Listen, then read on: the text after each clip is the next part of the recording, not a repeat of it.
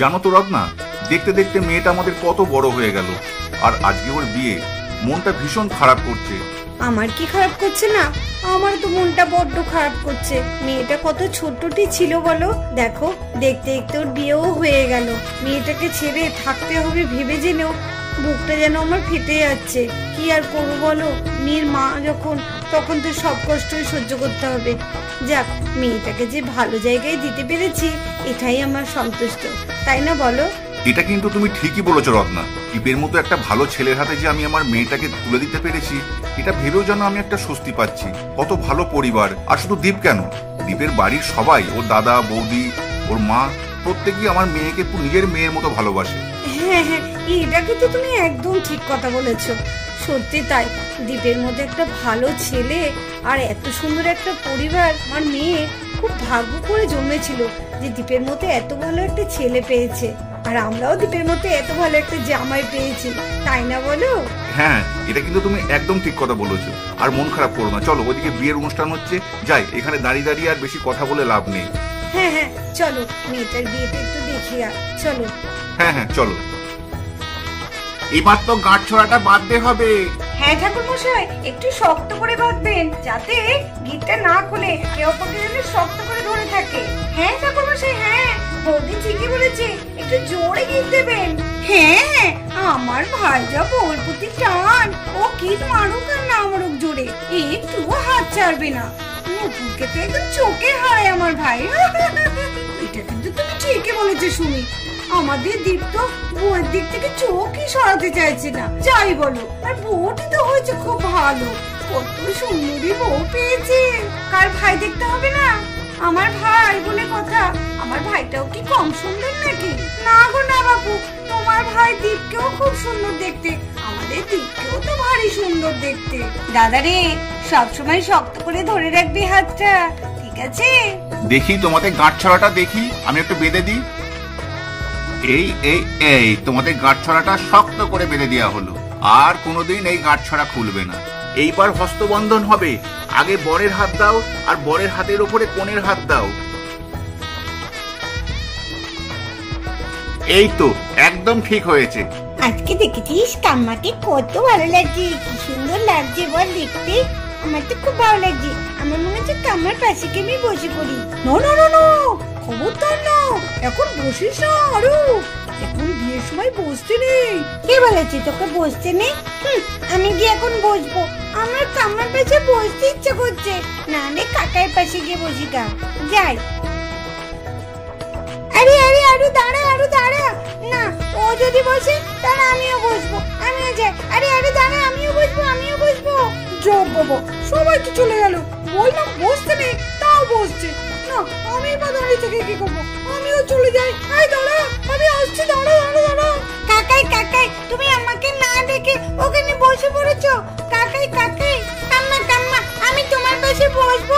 কাকাই, আমি তোমার পাশে বসবো। আরে আরে আরে আরু, কেন এরকম দুষ্টুমি করছো? এখন কাকাই আর কাম্মার বিয়ে হচ্ছে, এখন তোমাকে ওখানে বসতে হবে না। তুমি বসলে বিয়েটা কি করে হবে? না না, আমিও বসবো, আমিও বসবো মামার পাশে। না না, তুই কেন বসবি? আমি বসবো না, আমার মামা, আমি মামা মামির পাশে বসবো। আমি বসবো, আমিও বসবো। আরু যদি বসে আমিও বসবো।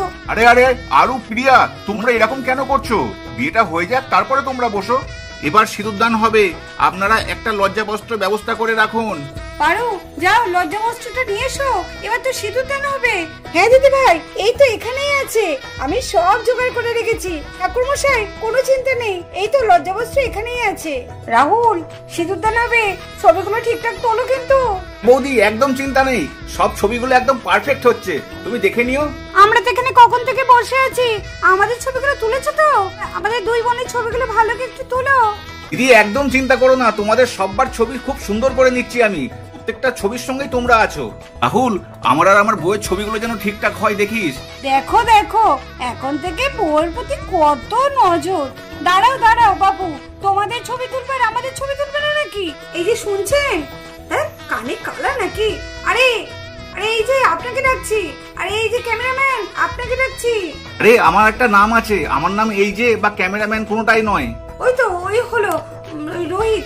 হ্যাঁ রোহিত বাবু, আপনি কিন্তু ছবিগুলো ভালো তুলবেন। হ্যাঁ, আর আমাদের একটু ভালো করে সুন্দর দেখে একটু ছবি তুলে দেবেন তো। এ আবার বলতে, ক্যামেরায় মনে হয় ওর ছবিতেই ভর্তি হয়ে রয়েছে। হিত, ভালো সুযোগ পেয়েছিস, কিন্তু সুযোগটাকে কাজে লাগাস। ঠিক আছে ম্যাডাম, আপনাদের ছবি আমি তুলে দেবো। আচ্ছা বলে রাখি, সিঁদুর দানের সময় কোণের দিকে তাকালে কিন্তু হবে না, অন্যদিকে তাকিয়ে কোণের সিঁড়ির মধ্যে সিঁদুরটা দিয়ে দিতে হবে। লজ্জাবস্ত্র রেডি রাখবেন, সিঁদুর দান হয়ে গেলেই লজ্জাবস্ত্রটা কোণের মাথার ওপর দিয়ে দেবেন। দীপ, এটা কিন্তু তোর অগ্নি পরীক্ষা, একদম যেন ভুল না হয়, একদম ঠিকঠাক ভাবে সিঁদুরটা পড়াবি।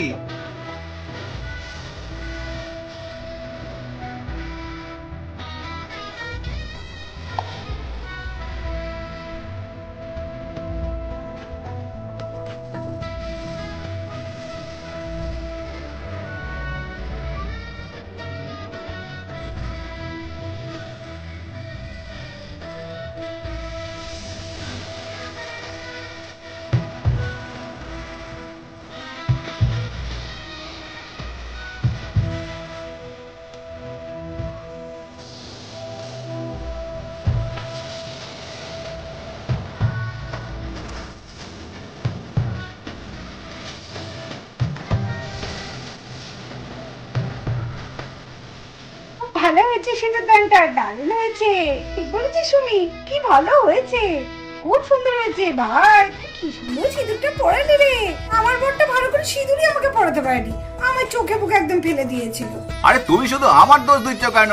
আরে সেই মুভিটাতে দেখলে না, মুভিটাতে নায়কটা নায়িকাকে সিঁদুর পরাতে গিয়ে ওর তো চোখে মুখে সিঁদুরে ভর্তি করে দিয়েছিল। তা আমার কি দোষ? আমার ওরকম একটু হয়েছে, মুভিতে যদি হতে পারে তা আমার হবে না কেন? হ্যাঁ, তুমি ওই মুভি নিয়েই পড়ে থাকো। ঠিক, তাকে নিয়ে আমি সংসার করছি। এই দিদি রাগ করছিস কেন? জামাইবাবু কিন্তু বেশ মজার মানুষ, আর জামাইবাবুর মনে কিন্তু অত শত নেই, যাই বলিস। হ্যাঁ, যে সংসার করে সেই বোঝে, যাকে নিয়ে যে ঘর করে। ভালো লাগে না আমার।